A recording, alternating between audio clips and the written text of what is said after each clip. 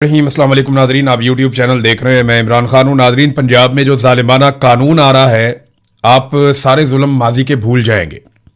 आप पीका को भी भूल जाएंगे, जो डिक्टेटर्स ने पाकिस्तानियों के साथ किया वो भी आप भूल जाएंगे। आप 26वीं और 27वीं आईनी तरमीम को भी भूल जाएंगे, और शुमाली कोरिया का डिक्टेटर भी इनके ऊपर रश्क कर रहा होगा जो इन्होंने कार्रवाई डाल दी है।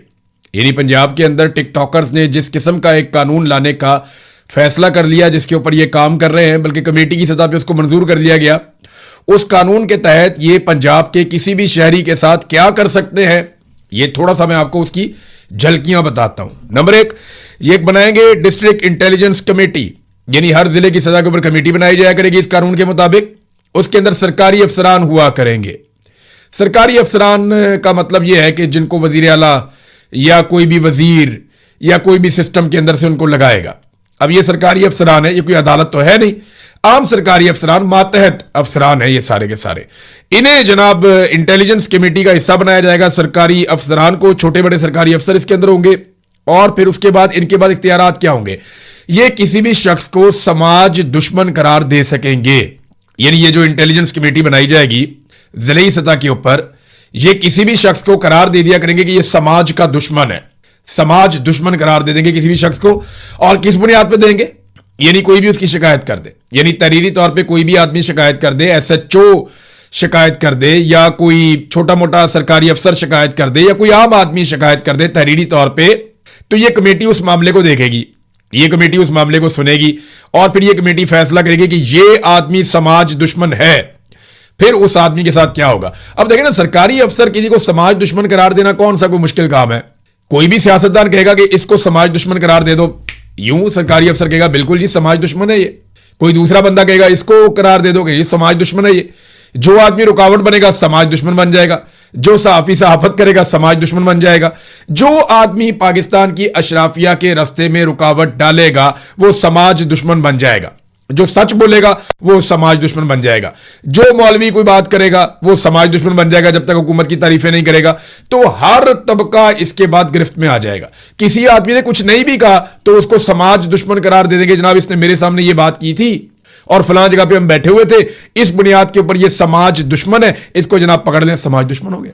कमेटी फैसला करेगी, और फिर उस आदमी के साथ क्या होगा, उसके बैंक अकाउंट बंद हो जाएंगे, जायदादें उसकी जब्त हो जाएंगी, सफरी पाबंदियां उसके ऊपर लग जाएंगी। जनाब आप मुल्क नहीं छोड़ सकते, शहर नहीं छोड़ सकते, सूबा नहीं छोड़ सकते, जो भी लगाना चाहें, या अपने इलाके से आप बाहर नहीं जा सकते, तो सफरी पाबंदियां उसके ऊपर लग जाएंगी। सोशल मीडिया की उस आदमी के लिए बंदिश हो जाएगी, वो उसके ऊपर अपना कोई मौकिफ नहीं दे सकेगा, मीडिया पे तो वैसे ही नहीं दे सकेगा। और एक इलेक्ट्रॉनिक निगरानी का सिस्टम है, ये दुनिया के कई ममालिक में होता है। बंदे के हाथ पे कोई ऐसा कड़ा बांध देते हैं या पांव पे कोई इलेक्ट्रिक डिवाइस बांध देते हैं कि ये बंदा जहां भी जाएगा हमें पता होगा ये बंदा कहां पे जा रहा है और किस जगह पे मौजूद है, तो बंदे पे पाबंदियां लगा दी जाएंगी। ये बड़ा अजीबोगरीब किस्म का एक पूरा सिस्टम इन्होंने बनाया, पूरी दुनिया में ऐसा नहीं है। यानी इस वक्त दुनिया की बदतरीन डिक्टेटरशिप शुमाली कोरिया में, वहां पे भी इस तरह की सहूलियात मैसर नहीं है डिक्टेटर को, जैसी यहां पे टिकटॉकर्स अपने लिए बनाना जा रही हैं। तो नाजरीन, अब अफसरान खुद अपनी अदालत लगाया करेंगे। ये वो अफसरान है जिनका अदालत का कोई तजर्बा नहीं है, कानून का कोई तजर्बा नहीं, उन्होंने कभी कानून नहीं पढ़ा। ये अफसरान खुद ही अदालतें लगाएंगे, खुद ही सजाएं सुनाएंगे, और अगर कोई शख्स इनके हुक्म की खिलाफ वर्जी करता है तो फिर उसको 4 साल तक ये कैद में भी डाल देंगे, जेल के अंदर। ये नया कानून नाजरीन लाया जा रहा है कि किसी भी आदमी को समाज दुश्मन करार दे के रगड़ा लगा दो, ठोक दो जिसको दिल करता है, बस सिर्फ उसको समाज दुश्मन करार आपने देना है। और इसके लिए किसी आदमी की एक सोशल मीडिया पोस्ट ही काफी है। कोई भी छोटी मोटी हरकत पॉइंट आउट करके जनाब ये बंदा समाज का दुश्मन है, पकड़ो जी। गद्दारी का फतवा पाकिस्तान में इतने आराम से बांट दिया जाता है। मिसाल के तौर पर हमारे कई सहाफी हैं, कई सियासतदान हैं, कई वकला हैं, इनके पोस्टर बना के ना तो लाहौर में लगा दिए गए, बल्कि लाहौर नहीं पूरे पाकिस्तान में लगा दिए गए कि ये गद्दार है, ये गद्दार वतन है, ये गद्दार है। मैं भी उनके अंदर शामिल हूं। बहुत सारे लोगों के गद्दारी के पोस्टर लगा दिए गए शहरों के अंदर।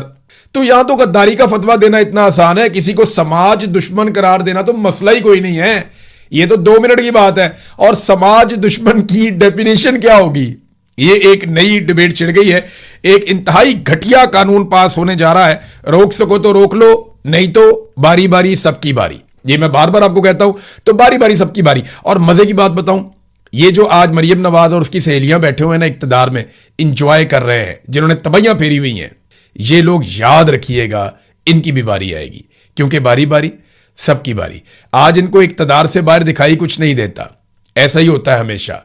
हमने उस्मान बुज़दार का दौर भी देखा, तब भी हमें यही दिखाई दे रहा था। परवेज इलाही का दौर भी देखा, तब भी यही दिखाई दे रहा था। शहबाज शरीफ एक दौर में अफलातून बना हुआ था, फिर हमने उसको रोते पिटते हुए भी देखा। तो यहां पे हर एक को कभी ना कभी जवाब देना पड़ता है। तो बारी बारी सबकी बारी, इनकी बारी आएगी। नाजरीन, एक जज के बेटे ने कत्ल कर दिया था 2 खवातीन को इस्लामाबाद में गाड़ी के नीचे कुचलकर। ये 2 नौजवान लड़कियां थी, ये जॉब करती थी, मिडिल क्लास से इनका ताल्लुक था। ये एक स्कूटी के ऊपर जा रही थी, एक तेज रफ्तार बड़ी गाड़ी आती है जो नॉन कस्टम गाड़ी है। याद रखिएगा, नॉन कस्टम गाड़ी का मतलब होता है गैर कानूनी गाड़ी। ये कोई भी शख्स नहीं चला सकता जब तक कि वो बहुत ज्यादा इन्फ्लुएंशियल ना हो या उसके पास बहुत ज्यादा इख्तियार या ताकत ना हो। नॉन कस्टम गाड़ी चलाने के लिए आपको किसी जज का बेटा होना पड़ता है, किसी फौजी का रिश्तेदार होना पड़ता है, या किसी ब्यूरोक्रेट का रिश्तेदार होना पड़ता है, या कोई आप बहुत ताकतवर समाजी शख्सियत हैं तो आप ये नॉन कस्टम गाड़ी चला सकते हैं, वरना आप नहीं चला सकते। तो जज का बेटा था आसिफ का, तो जज मोहम्मद आसिफ का जो बेटा था वो गाड़ी चला रहा था नॉन कस्टम गाड़ी, और उसका अपना लाइसेंस भी नहीं था, उम्र भी नहीं थी। तो जब उम्र ना हो तो फिर जिम्मेदारी गार्डियन के ऊपर आती है। गार्डियन कौन है? उसका बाप ही गार्डियन होगा, और तो कोई नहीं हो सकता ना। जो हाई कोर्ट का जज है वो अपने बेटे का गार्डियन किसी और को थोड़ी रखेगा, खुद ही होगा। तो नाज़रीन, हुआ ये कि जज के बेटे ने 2 खवातीन को कुचल के कत्ल कर दिया। उसके बाद उनकी फैमिली से मेरी बात भी हुई थी। वो फैमिली के लोग कह रहे थे हम पे बहुत दबाव है, वो हमें बार बार मिलना चाहते हैं, बहुत सारे हमारे ताल्लुक वाले लोग भी बीच में डाल दिए हैं, हमारे रिश्तेदार हमारे पास आ रहे हैं, हर कोई हमारे दरवाजे खटखटा रहा है, तो हम क्या करें, हम कहाँ जाएं, समझ नहीं आ रही। बिलाखिर दबाव डाल डूल के इन्होंने ये मामला खत्म करवा दिया। जज का बेटा छूट के घर चला गया। किसी ने नहीं पूछा कि तूने नॉन कस्टम गाड़ी क्यों ली, किसी ने नहीं पूछा कि जनाब तुमने गैर कानूनी तौर पे ये गाड़ी क्यों चलाई, किसी ने नहीं पूछा कि तेरे पास लाइसेंस नहीं था। इस पे तो रियासत को एक मुकदमा दर्ज करके खुद मुद्दई बन के इस लड़के को सजा दिलवानी चाहिए थी। कानून तो ये कहता है, इंसाफ तो ये कहता है कि रियासत को खुद सजा दिलवाने के लिए कार्रवाई करनी चाहिए थी। अगर मुद्दई हट भी गए थे, सड़क के ऊपर इंसिडेंट हुआ, ये तो दहशत ज़दा करने वाला इंसिडेंट है कि एक जज का बेटा है, एक गैर कानूनी गाड़ी है, उसके पास लाइसेंस भी नहीं है, कितने बड़े बड़े जुर्म है, और वो गाड़ी किसी मुहज़्ज़िब दुनिया में ये आप तसव्वुर भी नहीं कर सकते। दुनिया के किसी मुल्क में आप ये तसव्वुर नहीं कर सकते, हत्ता कि जो गल्फ ममालिक है वहां पे बादशाहत है, वहां पे भी आप ये तसव्वुर नहीं कर सकते कि किसी ऑफिसर का बेटा या किसी जज का बेटा वो एक गाड़ी लेगा और नॉन कस्टम गाड़ी लेगा जिसकी कोई कानूनी हैसियत नहीं है, और उसके पास खुद भी गाड़ी चलाने का कोई कानूनी कागज मौजूद नहीं है, वो गैर कानूनी गाड़ी चलाएगा, 2 खवातीन को कुचलेगा और उसके बाद थोड़ी देर में घर चला जाएगा। ऐसा दुनिया में कहीं नहीं होता, लेकिन यहां पे हुआ। अब जज के खिलाफ जो है वो एक वकील साहब ने शिकायत दर्ज करवा दी थी। उन्होंने कहा जी ये ज्यादती है, फैमिली को इन्फ्लुएंस किया गया। और उसके बाद जनाब ये हैं जी शिकायत कुनिंदा कर्नल रिटायर इनामुर रहीम साहब, उन्होंने सुप्रीम जुडिशल काउंसिल में ये शिकायत की थी। सुप्रीम जुडिशल काउंसिल ने ये जो शिकायत है ये खारिज कर दी। उन्होंने कहा जी नहीं जी ऐसा कुछ नहीं हुआ, कोई दबाव नहीं है, ये लड़कियां खुद ही मर गई। सादा मतलब तो यही है ना कि वो सड़क पे जा रही थी, गाड़ी खड़ी हुई थी उस लड़के की, ये आई जोर से, इन्होंने अपने स्कूटर के साथ गाड़ी के अंदर टक्कर मारी और उसके बाद दोनों लड़कियां खुद ही मर गई, और कसूर वो मरने वालों का था। जब आपके मुनसिफ इस नौयत का इंसाफ दे रहे होंगे तो पाकिस्तान में आम आदमी को कैसा इंसाफ मिलेगा, ये जरा अब सोचिएगा कि कितनी बड़ी ज्यादती है और कितनी खुलेआम हो रही है पाकिस्तान में। बहरहाल जज साहब की सत्ते खैरा, उनका बेटा भी जिंदाबाद, जज साहब भी जिंदाबाद। मरने वाले मरते रहते हैं, वो कब्र की मट्टी में जाके मट्टी हो गई। उनका क्या ताल्लुक था जीने से, जीना मरना एक बराबर है, कीड़े मकोड़े हैं हम सारे।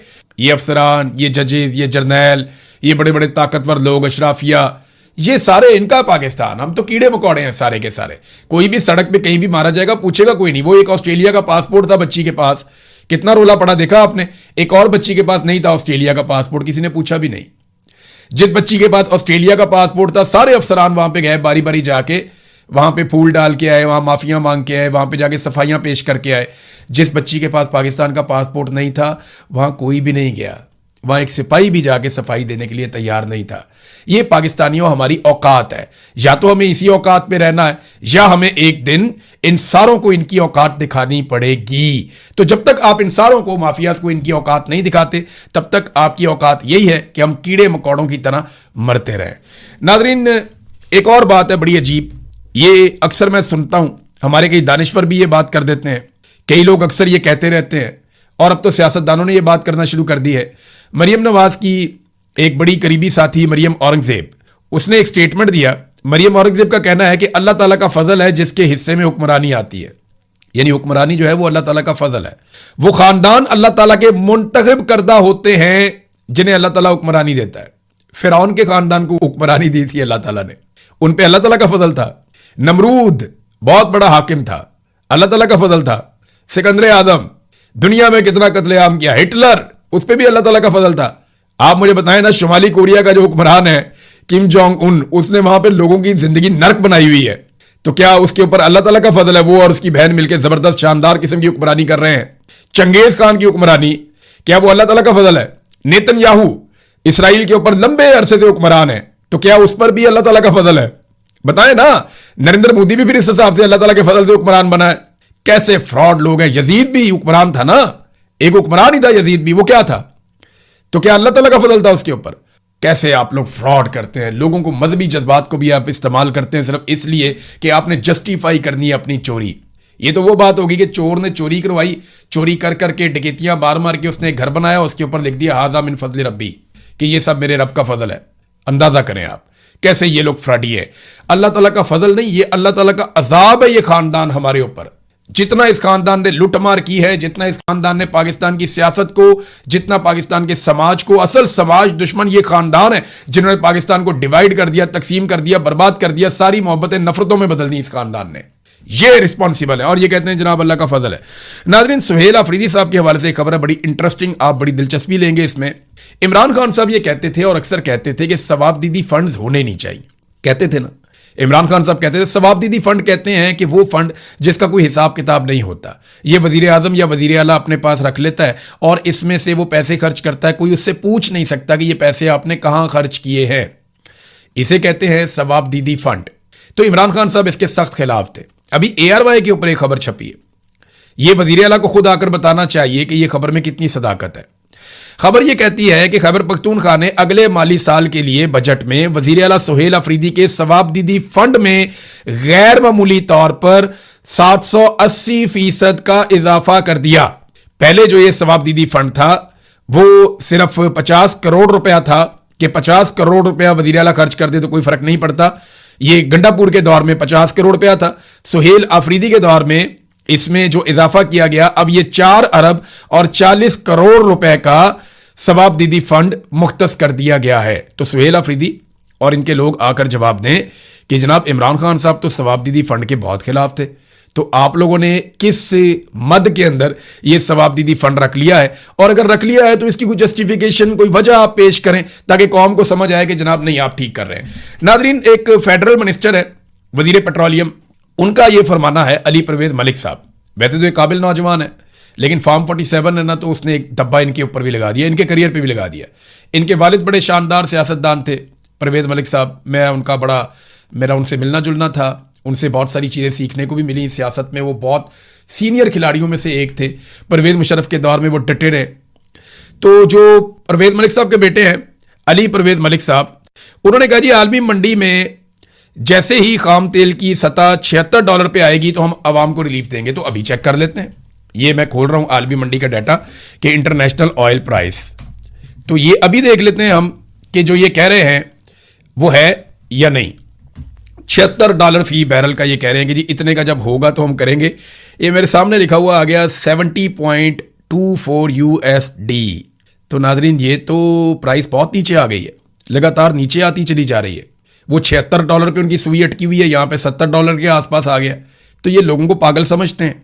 कोई भी आदमी अपने मोबाइल पे आप निकालें, गूगल करें कि इंटरनेशनल ऑयल प्राइस, तो आपको आ जाएगा फी बैरल आपको कितने का मिल रहा है US डॉलर में।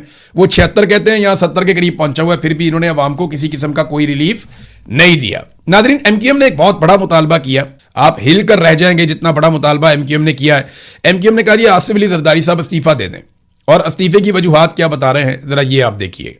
इस्तीफे की वजूहात वो बता रहे हैं कि जनाब बहुत ज्यादा ज्यादती हो रही है सिंध के लोगों के साथ, बहुत ज्यादा जुल्म हो रहा है। वो कहते हैं जी महंगाई बहुत ज्यादा है, बिजली बहुत महंगी है, ना गैस है, ना बिजली है, ना पानी है, तो सिंध वालों का हक मारा जा रहा है। लिहाजा आप एक काम करें कि आसिफ अली जरदारी साहब इस्तीफा दे दें।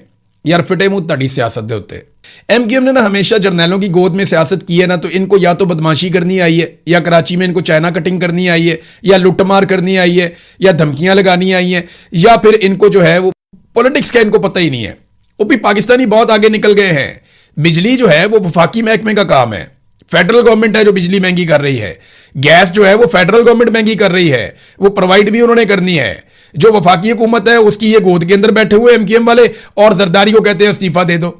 नहीं, मुतालबा तो बहुत अच्छा है जरदारी साहब का, क्योंकि जाली फार्म 47 के ऊपर ही जरदारी साहब आकर बैठे हुए हैं। लेकिन सवाल यह पैदा होता है कि एमकेएम इस्तीफा मांगना चाहती है तो शहबाज शरीफ से मांगे, और अगर ज्यादा उन्हें किसी जिम्मेदार की तलाश है तो फिर फील्ड मार्शल आसिम मुनीर साहब से पूछेंगे, जनाब आपने वादे किए थे सारी चीजें ठीक हो जाएंगी, चीजें ठीक क्यों नहीं हो रही, तो फिर आप इस्तीफा दे दे। उनसे नहीं मांगेंगे, ये कभी वो नहीं करेंगे। इनको जर्नैलों की चाकरी की आदत है एमकेएम को, हमेशा से यही करते आए हैं, आइंदा भी यही करते रहेंगे। ये सिर्फ चापलूसी है इनकी, क्योंकि उर्दू बोलते हैं ना तो जबान बड़ी कमाल है, बयान बहुत अच्छा है, तो वो बयान करके ना अपनी कमियों को पूरा करने की कोशिश करते हैं एमकेएम वाले, लेकिन इनके खाते में कंटेंट कोई नहीं है। जबान बड़ी कमाल है, अल्फाज कोई नहीं है, कंटेंट कोई नहीं है, डेप्थ कोई नहीं है। तो एमकेएम अमली तौर पे अवामी मैदान में तकरीबन अब फारग ही हो गई है। नाज़रीन, बलूचिस्तान में एक बड़ा ही दिलखराश वाकया पेश आया। ये तस्वीर आप देखें, ये बड़ी तकलीफ हुई देखकर। ये कराची की एक फैमिली है, अली जमील। ये अली जमील साहब हैं, ये अपनी फैमिली के साथ कोयटा जा रहे थे कराची से। तो गूगल मैप के ऊपर ये रास्ता देख रहे थे और कराची से कोयटा जा रहे थे। ये आप देखें ना कितनी हंसती खेलती हुई फैमिली, 2 बच्चियां इनकी, मियाँ बीवी हैं। तो गूगल मैप पे रास्ता देख रहे थे, रास्ता भटक गए ये लोग और दश्त के इलाके खंड में जा पहुंचे। वहां पे इनके ऊपर फायरिंग हो गई और अली जमील साहब शहीद हो गए। आप अंदाज़ा करें कि बलूचिस्तान में कोई शख्स महफूज नहीं है। ताजर नहीं जा सकते, मजदूर नहीं जा सकते, सिक्योरिटी फोर्सेस नहीं जा सकती, कोई भी नहीं जा सकते। दहशतगर्दों ने दहशतगर्दी करके मार दिया एक फैमिली को, सारी फैमिली तबाह हो गई ना। वो बीवी जो है वो खून में लथपथ बैठी हुई है, बाद में नजर आ रही है उसकी वीडियो। बच्चियां कैसी सहमी हुई हैं, आप जरा एक लम्हे के लिए सोचिए कि ये बच्चे, अब इनके दिमाग से ये ट्रॉमा क्या सारी जिंदगी निकलेगा कि उनका बाप सिर्फ सड़क पे उनको खुशी खुशी लेकर जा रहा था और गोलियां चली और उनको मार दिया गया। ये है बलूचिस्तान में अमनो अमान की सूरत हाल। अब बजाय दहशतगर्दों को पकड़ने के, बजाय शरपसंदों को पकड़ने के, उनके खिलाफ कार्रवाई करने के, तवज्जो इस बात पे है कि कैदी नंबर 804 को तुम दो, वहां मारूम बलोच को जेल के अंदर डाल दो, ईमान मजारी को जेल के अंदर डाल दो, यास्मीन राशिद को मजीद सजाएं सुना दो 200-300 साल तक, और कश्मीरियों को शरपसंद करार दे दो। जो नई शरपसंद उनको भी बनाने पर तुली हुई है रियासत, और सिर्फ अपने जाती मफाद के लिए, और कुछ नहीं है इसके पीछे। नाजरीन, खामनाई की तदफीन आने वाली है। आयतुल्लाह अली खामनाई शहीद, ये बहुत बड़ा आदमी निकला। यानी आयतुल्लाह अली खामनाई ने अपनी शहादत से ईरान को वो ताकत दी जो शायद उनके पास थी भी नहीं। सिर्फ हथियारों से लड़ाई नहीं लड़ी जाती, लड़ाई कुर्बानी के साथ लड़ी जाती है। हथियार बहुत जरूरी है आजकल के दौर में। ईरान के पास जिस तरह के ड्रोन्स और जिस तरह के मिसाइल से पूरी दुनिया हैरान हो गई कि उन्होंने जैसी लड़ाई लड़ी। लेकिन जो आयतुल्लाह अली खामनाई का एक फैसला था कि मैं छुपने के बजाय शहादत कबूल करूंगा, उस एक फैसले ने पूरी लड़ाई का पांसा पलट दिया था। ये मैंने आपको पहले कई मरतबा कहा। अब उनकी तदफीन के मराहिल आ रहे हैं और ऐसा लगता है कि ये इस रीजन का सबसे बड़ा जनाजा हो सकता है। बहुत सारे मुल्कों को दावत दी गई है, बहुत सारे हुक्मरान वहाँ पे जाएंगे, बहुत सारे सहाफ़ी वहाँ पे जाएंगे। मैं बहुत शुक्रगुजार हूँ, मुझे भी इसकी दावत आई थी, लेकिन मैं चंद वजूहात की बिना पे वहाँ नहीं जा पा रहा। एक और चीज़ मैं आपसे अर्ज़ कर दूँ कि इस वक्त दोबारा से ईरान और अमेरिका में जो लड़ाई चल रही है उसमें डोनाल्ड ट्रंप ने बड़ी खौफनाक धमकी फिर से लगाई है। हालांकि मुआहदे के अंदर मना था कि दोबारा इस तरह की धमकी नहीं लगाई जाएगी। जो MOU हुआ था उसके अंदर मना किया गया था, लेकिन ट्रंप ने ईरान को दोबारा सफ़ाए हस्ती से मिटाने की धमकी लगाई है। दूसरा, ईरान आपको पता है जवाब देता है। तो ईरान ने 8 मुकामात पे कुवैत में और बहरीन में अटैक किया अमरीकी अड्डों पे। वो कहते हैं जी हमने काफ़ी नुकसान किया, जबकि अमेरिकन ये कहते हैं कि किसी किस्म का कोई नुकसान हमारा नहीं हुआ। अब ईरान ने एक स्टेटमेंट जारी किया, ईरान की पासदारान इनकलाब ने, कि खित्ते में मौजूद अमरीकी फौजी अड्डे आने वाले दिनों में जहन्नुम का सामना करेंगे। अब वो भी अमेरिका को वार्न कर रहे हैं। तो दोबारा एक मरतबा फिर ऐसा लगता है कि सिंह फंस गए हैं दोनों मुल्कों के, और एक मरतबा फिर सालसी करनी पड़ेगी। इसमें इस मरतबा जो है वो एक मुश्तरका एलामिया जारी किया गया कतर और मिस्र की जानिब से। उन दोनों ने बड़ा रोल प्ले किया इस मरतबा दोबारा इस बढ़ती हुई सूरत हाल को कंट्रोल करने के लिए। तो कतर और मिस्र ने एक मुश्तरका एलामिया भी जारी किया।